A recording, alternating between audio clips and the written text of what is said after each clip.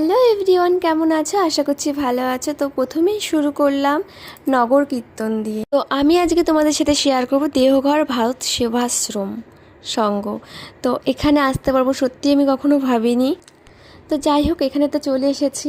তো এখানে প্রথমেই আমরা কি করেছি, প্রথমে এন্ট্রি করেই জুতোটা আগে একটা জুতো রাখার ঘর রয়েছে, সেখানে জুতোটা রেখে দিয়েছি।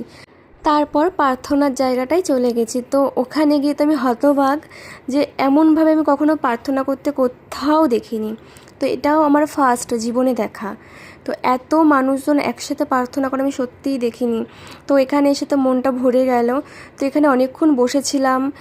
তো এখানে যেহেতু ফোন অ্যালাউ নেই, তো আমি একটু লুকিয়ে লুকিয়ে ভিডিও করছিলাম। তো যাই হোক, ভিডিও করতে তাও দেখে নিয়েছে। যাই হোক, একটা ধর্মীয় স্থানে কোনো কোনো জায়গায় তো মানা থাকে, তাই না? তো আমি সেটা জানতাম না বলেই ভিডিওটা করেছি। তো আমাকে বারণ করার পরে আমি আর ভিডিওটা করিনি। তো আমি যখন উঠে চলে আসছিলাম তখন আমার ভিডিওটা করছিলাম। তো ওখান থেকে বেরিয়ে, যেহেতু আমরা সন্ধ্যার পর গেছিলাম, তো সব কিছু না দিনের বেলা ছাড়া দেখা যায় না। তো সন্ধ্যাবেলা যখন আসছিলাম, তো দেখো এখানে আবার নগর কীর্তনটা দেখছিলাম। এটা আবার খুব ভালো লেগেছে। এটাকে তো আমি নগর কীর্তন হিসেবেই জানি। তো যদি আমি ভুল কিছু বলে থাকি তো প্লিজ কিছু মাইন্ড করো না, যেটা সঠিক সেটা আমাকে বলে দিও।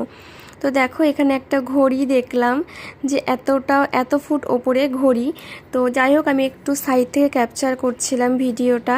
দেখো কত মানুষজন বসে রয়েছে, আর এই সব জায়গা পুরো ফাঁকা। কারণ এখানে একটা চিড়িয়াখানা আছে বলে, তো আমরা রাত্রে যাওয়াতে না সব কিছু বুঝতে পারছিলাম না। তো কিছু পাখিই দেখতে পেয়েছি, তাছাড়া আর কিছু দেখতে পাইনি। তো সাইডে ঘুরে একটু ফাঁকা জায়গা, তো সবাই তো প্রার্থনার ওখানেই লোকজন ভর্তি। এখানে তো কেউ সেভাবে ছিল না, একটু ভয় ভয়ই লাগছিল। তো ওটা দেখার পরে আমরা বললাম আর বেশি দূর যেতে হবে না, চলো এবার রুমে ফিরে যাই, দিনের বেলাতে আসবো। তো দিনের বেলা আসা হবে না জানি, কারণ আমাদের সকালবেলায় বাস অন্য জায়গায় নিয়ে যাবে। তো আজকের মতন বাই।